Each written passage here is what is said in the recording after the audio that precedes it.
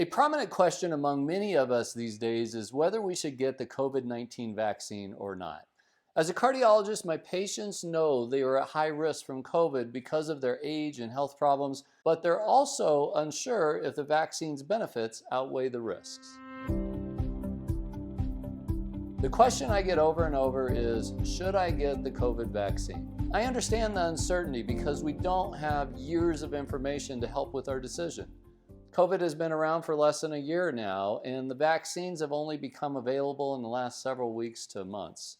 Because of this, there are many unanswered questions about both COVID and the vaccines, which means any decision is based on incomplete information and comes with some uncertainties. Here are the 5 most important things I tell my patients about what we know and don't know about the vaccines and COVID. This information is primarily from the published research from the Pfizer and Moderna vaccinations. Number 1, the vaccines are effective in preventing COVID infection. Taken together, the 2 largest published trials of the COVID vaccines show approximately 95% less COVID infection and over 73,000 people who received both doses of the vaccine compared to those who received placebo. In the Pfizer study, 8 infections in 21,720 people who received the vaccination and 162 infections in 21,728 who received the placebo 7 days after the second dose.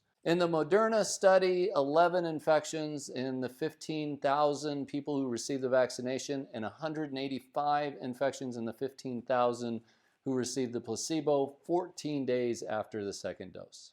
Number 2, the vaccines are effective in preventing severe illness from COVID.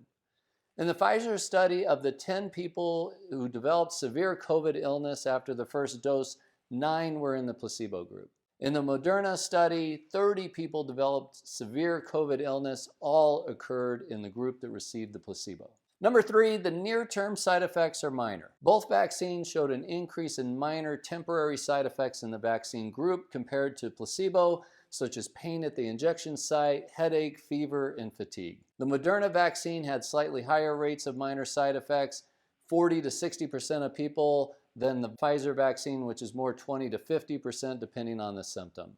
Severe side effects were low and similar between the placebo and the vaccine groups. Number 4, the life-threatening danger of getting COVID infection is many times worse than the vaccine. There were no deaths in either study blamed on the vaccine. In comparison, the death rate for COVID-19 has been most recently estimated to be 1.7%. In the over 73,000 people included in these 2 studies, a similar death rate would be over 1,200 deaths. And number 5, we don't know the long-term side effects of the vaccine, but we don't know the long-term side effects from COVID either. Both studies have only followed people for 2 months. Therefore, we don't know if any long-term side effects may occur in those vaccinated. However, we do have incomplete but concerning information about the long-term side effects from COVID infection, the so-called long haulers syndrome. An estimated 10 to 30% of people who have otherwise recovered from COVID infection report ongoing issues such as brain fog, fatigue, and shortness of breath, among many others. Look, I understand the decision to get the COVID vaccine or not is complex. My experience with many of my physician colleagues was a transition from being skeptical several months ago about getting the vaccination to recommending it after analyzing the remarkably positive results of the early vaccine trials and seeing the devastating consequences of COVID infection firsthand. Each person's decision is a personal one, and if you remain undecided, I recommend talking to your doctor to understand your risks and benefits best. For me, I will be vaccinated, and I'm recommending the same for my family, loved ones, and patients. This information is for educational purposes only and is not medical advice.